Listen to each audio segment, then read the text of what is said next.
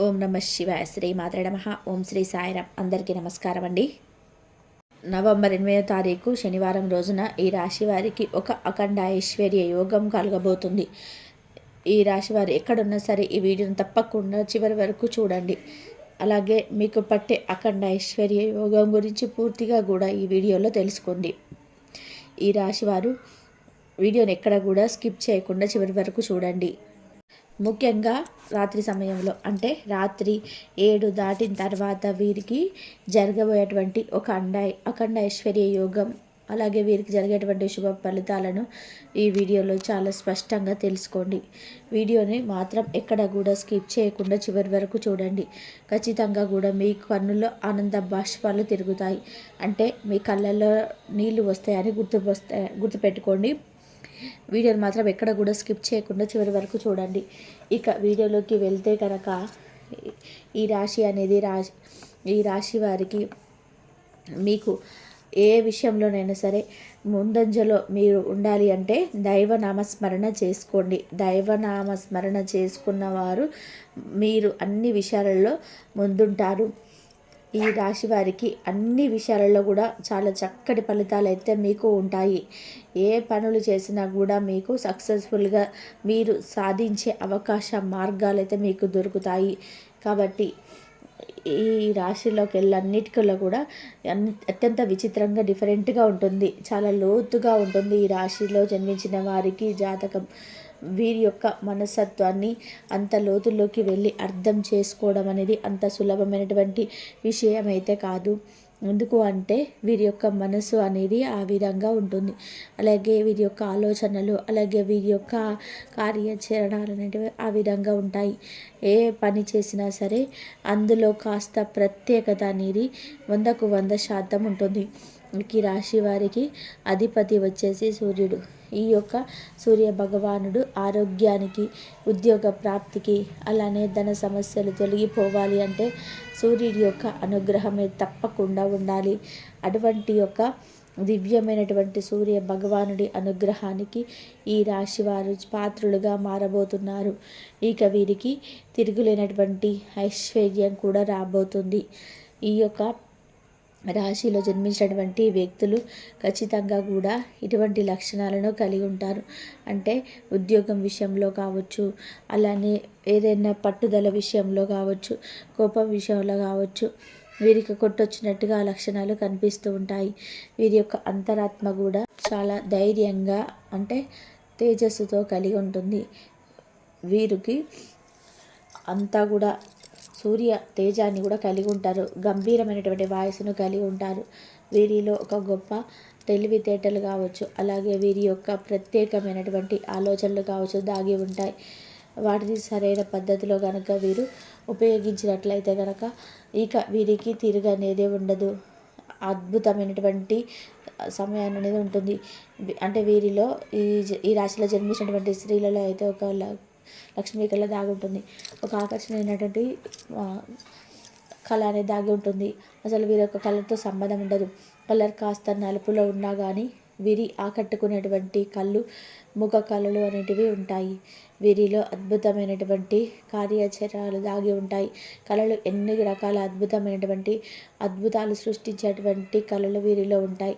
అంటే వీరిలో అనేక రంగాలలో కూడా దూసుకుపోయేటువంటి మంచి మనస్సు కావచ్చు, మంచి టాలెంట్ కావచ్చు, మంచి గుణగణాలు కావచ్చు ఈ రాశి వారిలో దాగి ఉంటాయి.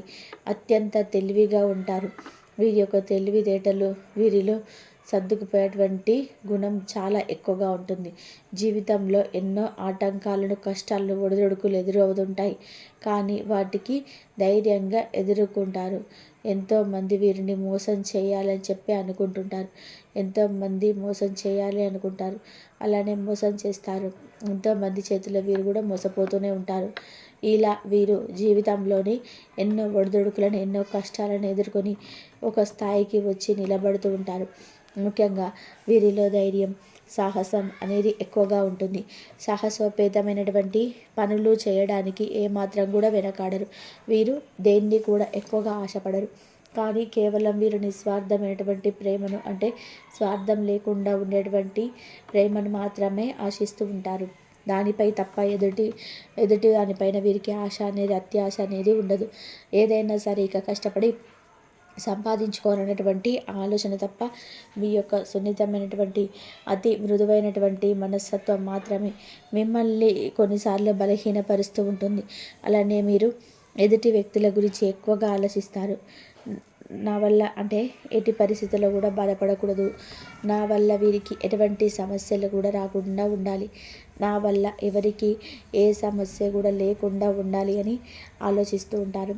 ఇక అదే అంటే ఇతరులు మిమ్మల్ని మోసం చేయడానికి ఒక అవకాశంగా మారిపోతూ ఉంటుంది.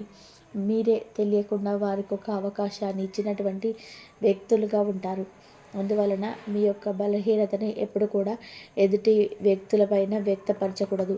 అలానే మిమ్మల్ని ఎవరైనా బాధ పెడితే చాలా సులభంగా తీసుకుంటారు.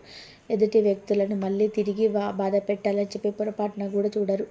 కానీ ఎదుటి వ్యక్తులు మిమ్మల్ని ఎప్పుడు కూడా బాధ పెట్టాలనేటువంటి ఆలోచనలోనే ఉంటారు. మీరు అంటే ధైర్యంగా ఉంటారు, ధర్మం వైపు ఎక్కువగా నడుస్తూ ఉంటారు, ధర్మాన్ని కాపాడుతూ ఉంటారు, ధర్మం తప్పరు. అలానే వీరు అంటే పాప పుణ్యాలను, కర్మలను బాగా నమ్ముతూ ఉంటారు. ఎదుటి వ్యక్తులకి మనం ఏదైనా సరే హాని చేస్తే అది తిరిగి మళ్ళీ మనకే శాపంలా మారుతుందని నమ్ముతారు. వీరిలో జాలి, దయ అనేటువంటి గుణాలు ఎక్కువగా ఉంటాయి. ఎవరైనా సరే దూర బంధువులైనా, దగ్గర చుట్టాలైనా, ఎవరైనా కష్టాల్లో ఉన్నారన్నా, సమస్యలో ఉన్నా సరే అస్సలు కూడా అంటే ఓర్చుకోలేరు. వారిని కాపాడలేని ప్రయత్నం చేస్తుంటారు. అలానే ఎవరికి ఏ సమస్య వచ్చినా ముందుండి ఆదుకుంటూ ఉంటారు. ఇటువంటి మంచి గుణం వల్ల మీరు కొన్నిసార్లు తీవ్రమైనటువంటి ఆర్థిక కష్టాల్లో, అలానే మానసికంగా కూడా సమస్యల్లో బలవుతుంటారు. అలాగే అంటే మీరు ఎవరికైనా సరే ఆపదలో ఉన్నారంటే కానీ మీ దగ్గర కొంచెం డబ్బున్నా అది మీ అవసరాల కోసం దాచుకున్నదైనా సరే వెంటనే వారికి చేస్తూ ఉంటారు. అలా ఇవ్వటం వలన మీకు ఇక సమస్య వచ్చినప్పుడు మళ్ళీ అదే వ్యక్తిని మీరు హెల్ప్ అడిగినా వారు చేయలేరు. వారు అంటే మీకు హెల్ప్ చేయలేరు కాబట్టి మీకు ఆర్థికంగా కూడా సమస్యలు, దానివల్ల మానసికంగా సమస్యలు కూడా ఏర్పడుతూ ఉంటాయి. కాబట్టి ఈ విషయంలో జాగ్రత్తగా ఉండండి. ఎదుటి వ్యక్తులకి సహాయం చేయడం తప్పు కాదు, కానీ ముందు మీ సమస్య గురించి ఆలోచించండి. ఎదుటి వ్యక్తులు కూడా మీలాగే ఉంటారనుకోవడం పొరపాటు. మీరు అంటే మీరు తినకుండా ఇంకొకరికి సహాయం చేసి వారి కడుపు నింపినట్టుగా మీకు కూడా అదే విధంగా సహాయం చేస్తారనుకోవడం పొరపాటే. మీరు ఎవరినైతే నమ్మి ఉన్నారో, సహాయం అంటే మీ నుండి ఎవరైతే సహాయం పొంది ఉన్నారో వారే మిమ్మల్ని వెన్నుపోటు పొడిచినటువంటి ఈ రోజులు ఎన్నో ఉన్నాయి. మీరు ఎంత మంచి మనసుతో ఉంటారో, మీరు ఎంత జాలి గుణంతో ఉంటారో, ఎంత అయితే మృదువైనటువంటి మనస్సును కలిగి ఉన్నారో, మీ చుట్టుపక్కల ఉన్నటువంటి వ్యక్తులు కావచ్చు, సమాజం కావచ్చు, మీతో అంత కఠినంగా కూడా ప్రవర్తిస్తూ ఉంటారు. ఇది భగవంతుడు మీకు పెట్టేటువంటి పరీక్షలు అని చెప్పుకోవచ్చు. అంతేకాదు, మీరు ఎవరినైతే ఎక్కువగా నమ్మి ఉన్నారో జీవితంలో వీరు మమ్మల్ని అస్సలు మోసం చేయలేరు. ఈ యొక్క రక్త సంబంధంతో కూడుకున్నటువంటి బంధం, ఈ బంధం మమ్మల్ని ఎప్పుడు కూడా మోసం చేయదు అని చెప్పి మీరు ఎవరైతే ఒక స్ట్రాంగ్ రిలేషన్ నమ్మి ఉన్నారో అది ఖచ్చితంగా కూడా మీకు వెన్నుపోటు పొడిచి మిమ్మల్ని అంటే మారని గాయం, అంటే మీరు మారని గాయంని కూడా చేస్తూ ఉంటారని గుర్తుపెట్టుకోండి. మీరు అత్యంత ఎక్కువగా నమ్మినటువంటి వ్యక్తుల చేతులలోనే మీరు మోసపోవడం అయితే జరుగుతుంది. జీవితంలోనే మీకు అంటే మీరు నేర్చుకున్నటువంటి పాఠాలు ఏవైతే ఉన్నాయో, మీరు ఏవైతే పుస్తకాలు, అక్షరాలు నేర్పిన పాఠాలు ఏవైతే ఉన్నాయో వాటికంటే కూడా జీవిత పాఠం నేర్పినటువంటి అనుభవమే మీకు ఎక్కువగా ఉంటుంది. అలానే మీరు ప్రాణంగా నమ్మినటువంటి వ్యక్తుల చేతిలోనే మీరు మోసపోయినప్పుడు మిమ్మల్ని అంటే మీరు ఎవరైతే ఎక్కువగా నమ్మి ఉన్నారో అటువంటి వ్యక్తులే మీకు ఎక్కువగా గుణపాఠాలు నేర్పుతారని కూడా చెప్పుకోవచ్చు. ప్రతి మోసం కూడా మీకు చెడ్డదని కాదు, ఎందుకంటే ప్రతి మోసం కూడా గుణపాఠాన్ని నేర్పే ఒక కొత్త పాఠాన్ని నేర్పింది. అలాగే ప్రతి అవమానం కూడా మిమ్మల్ని చాలా ధైర్యవంతులుగా, అలాగే మిమ్మల్ని చాలా తెలివిపరులుగా మార్చింది అని చెప్పుకోవచ్చు. చాలా స్ట్రాంగ్ అవ్వడానికి అవి మీకు అవకాశాలు, ఆయుధాలని చెప్పుకోవచ్చు. అయితే అలాగే మీరు ఎక్కువగా బాధపడాల్సినటువంటి అంశం ఏమిటి అంటే, ఇంత మంచి మనసు ఉన్నటువంటి, ఇంత మంచి మనసును కలిగినటువంటి మీరు మీ సొంత కుటుంబీకులు, మీ యొక్క రక్త సంబంధికులు ఎవరైతే ఉన్నారో వారి చేతుల్లోనే ఎక్కువగా మోసపోవడం, ఇది చాలా అంటే చాలా బాధకు గురి చేసేటువంటి అంశం అని చెప్పుకోవచ్చు. మీరు చాలా బాధపడేటువంటి అంశం అని కూడా చెప్పుకోవచ్చు. మిమ్మల్ని చాలా బాధ గురికి చేర్చినటువంటి విషయాలలో ఇది అత్యంత మొట్టమొదటిదని చెప్పుకోవచ్చు. మీరు నా వాళ్ళు, నా రక్త సంబంధికులు, వీరి వల్ల నేను జీవితంలో మోసపోనని చెప్పి ఎవరినైతే గుడ్డిగా నమ్మి మీ యొక్క అత్యంత రహస్య విషయాలను కూడా పంచుకొని ఉన్నారో వారు కాస్త కూడా జాలి చూపకుండా మీ పైన రక్త సంబంధికులైనటువంటి అంశాన్ని పక్కన పెడితే కనీసం ఒక సాటి వ్యక్తిగా, ఒక సాటి మనిషిగా కూడా గుర్తించకుండా, ఒక మనిషి బాధపడతారు అనేటువంటి భావన కూడా లేకుండా అనవసరంగా లేనిపోని నిందలను చెప్పి మీ యొక్క రహస్యాలను పట్టబయలు చేసి మీరు అత్యంత రహస్యంగా దాచుకున్నటువంటి అంశాలను ఎంతైతే వారిని నమ్మి వాటితో షేర్ చేసుకున్నారో వారు అందరితో చెప్పి మీ పరుగు తీయాలి అని చెప్పి చూస్తున్నారు కదా. ఇది మిమ్మల్ని చాలా అంటే చాలా బాధకు గురి చేస్తుంది. ఇది మీ జీవితంలో కోలుకునేటువంటి దెబ్బ అని కూడా చెప్పుకోవచ్చు. ఇటువంటి వ్యక్తుల మధ్య ఎన్నాళ్ళు ఉంది, ఇటువంటి వ్యక్తులకు ఆమె సహాయం చేస్తుంది. ఇటువంటి వ్యక్తులను నా వాళ్ళు అనుకొని వాళ్ళ కోసం జీవితాన్ని త్యాగం చేసి ఎంతో కష్టపడి ఎన్నో అవమానాలను ఎదుర్కొని ఇక కొంతమంది మీ మంచితనాన్ని అలాగే మీ యొక్క అమాయకత్వాన్ని తమ యొక్క వస్త్రాలుగా వాడుకుంటూ ఉంటారు. అంతేకాదు మీకు ఉన్నటువంటి మంచి లక్షణాలను చూసి కుళ్ళుకుంటూ ఉంటారు. ఎప్పుడు కూడా మీ మాటకి వాల్యూ అనేది ఇవ్వకుండా ఏదో ఒక రకంగా మీ యొక్క మనసుని బాధిస్తూనే ఉంటారు. ఇక ఎంతో కొంతకాలానికైనా సరే వారి మనసులో ఉన్నటువంటి దురుద్దేశం మీకు బయటపడుతుంది. అంటే మీరు అందంగా ఉన్నారని, మీరు ఎదుగుతూ ఉన్నారని, మీరు సాధించారని, సంపాదిస్తున్నారు అని తట్టుకోలేకనే ఇవన్నీ కూడా చేశారనేటువంటి ఒక క్లారిటీ అనేది పూర్తిగా కూడా మీకు వచ్చేస్తుందని చెప్పుకోవచ్చు. వారి అవసరాలు తీరేంత వరకు మాత్రం మీ దగ్గర సింపతి కొట్టేస్తూ ఉంటారు, ప్రేమగా నటిస్తూ ఉంటారు. అలానే వారికి అనారోగ్య సమస్య వచ్చిందని వారిపై మీరు జాలి చూపాలని చాలా సున్నితంగా కూడా చాలా అంటే వారికి ఏదో ఒక సమస్య వచ్చిందని చెప్పి చాలా బాధతో అడగటం జరుగుతుంది. ఇక మీరు వెంటనే కరిగిపోయి వారికి సహాయం చేయడం, డబ్బు సహాయం చేయడం వంటివి చేస్తూ ఉంటారు.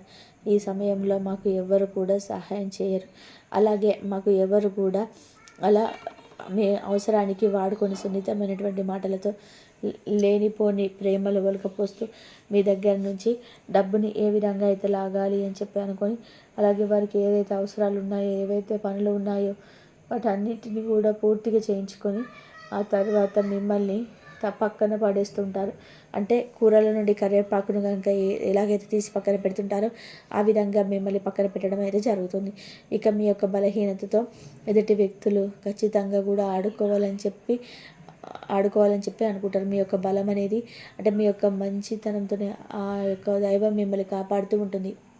ఎవరు ఎన్ని విధాలుగా కూడా ప్రయత్నించినా, ఎవరు ఎన్ని విధాలుగా కూడా మీకు చెడు చేయాలని చెప్పి చూసినా, మిమ్మల్ని మోసం చేయాలని చెప్పి చూసినా ఆ దైవం యొక్క అనుగ్రహం వలన మీరు ఖచ్చితంగా కూడా ఎటువంటి ఏ సమస్యనైనా సరే ఎదుర్కొంటూ ఉంటారు.